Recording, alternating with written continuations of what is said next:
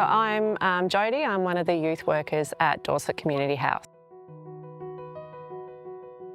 There was a youth needs analysis done a couple of years ago that showed that some of the gaps in the area for young people were confidence, building the ability for young women to have a voice.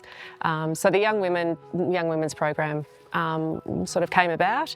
So it's been 2 years in the making now. So I'm running two separate programs through each of the high schools in the area, and they're focused on Year 9 girls. They get into some of that real in-depth conversations that move on from that. So we talk about setting healthy boundaries, what healthy relationships look like, healthy body image. It's sort of promoting a real positive mental health attitude.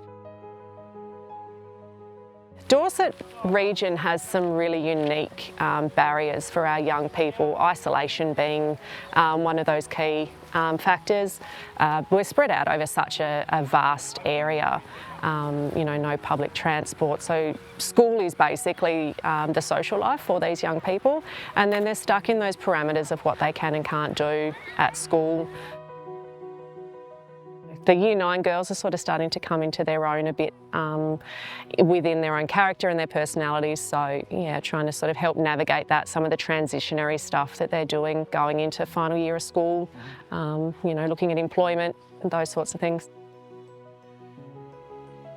Some of the common themes that I've picked up through both groups and with working with the young women in the schools is that it's okay to be discussing these things with the young women and teaching these things to the young women, but then if the young men at the schools aren't getting the same information, it's sort of putting the onus back onto the young women then that the responsibility is theirs. So I've actually had one of the young women from the groups start advocating for this now, and she's sent me emails, she's been pushing it through the school. So the confidence in being able to speak out has just been a huge outcome for most of the young women. And another example is sort of the camaraderie that the group then starts getting together towards the end of it. You'd imagine, the young women sort of not, if they're not sort of friends in the playground per se, but then can come into the space and give each other time and hold space for each other to have some of these emotional conversations.